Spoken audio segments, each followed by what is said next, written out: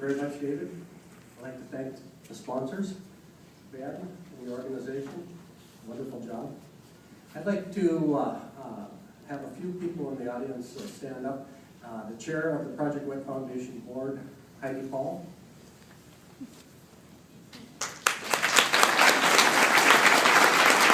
John Edson, Senior VP. Nicole Ritter, Rosenwig, our communications specialist. And Martin Pearlson with our international program. And my accompanying person, my wife, Cindy Nelson.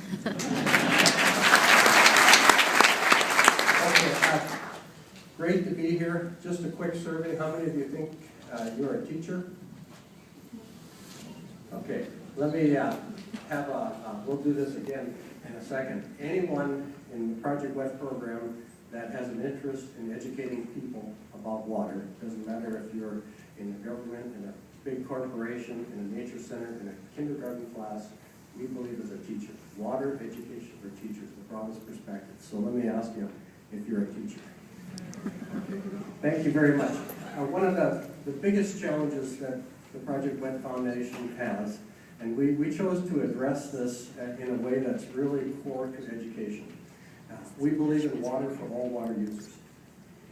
And every child in a school, when you look at them, you don't know where their mom and dad come from, you don't know where their grandparents come from, you don't know their guardians, what they do. So we look at all children as water users, and we treat them with huge respect. I know there are groups that focus on one particular point of view, but we look at it very broad. Energy, industry, urban, rural, navigation, fish and wildlife, recreation, and of course the biggest user, Earth systems.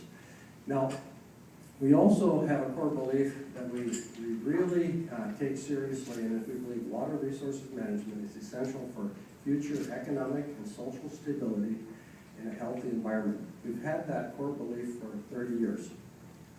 And it's sustainability.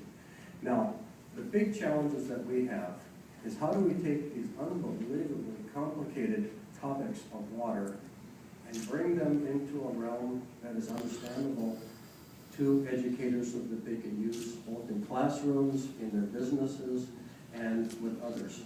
And our model has been based on bringing the scientific, the management community together with educators. And I'm going to highlight this image that we have over here. Project WET started as just a concept.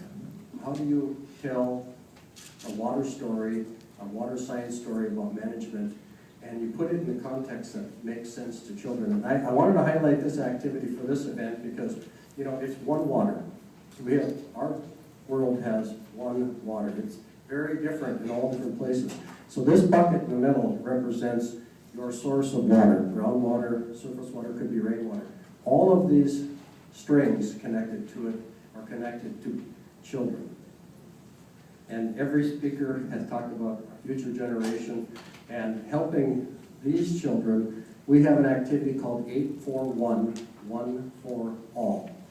8 huge water users. Agriculture, I mentioned them earlier, fish and wildlife, recreation, navigation, industry. Everyone's critically important. They have to invest serious money to get that source of water in infrastructure. Okay, 4 needs: the right amount, the right time, the right quality, and the right cost. Everyone needs that. And 1, that source of water. Now, one for all, if we want every little one, everyone that we reach in a program to understand that they can make a difference in the world through awareness, knowledge, and education. And we started in the North Dakota. The program expanded to every state in the country, and now we're in 66 countries working with just about every kind of organization that you can think of. And one of our themes is how do we get all of these different types of interests to work together? And I want to thank the federal agencies that were here. The origins of Project WET come from your agencies. We either have board members or once upon a time we were sponsored by your agencies. So I want to thank you sincerely.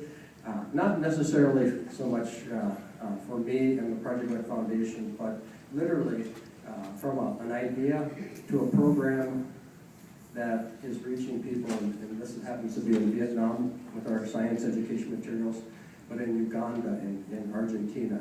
But most importantly, for our group here, also in communities and schools and places across the United States. So thank you, Ben, thank you, everyone here, and especially the other groups that received this award.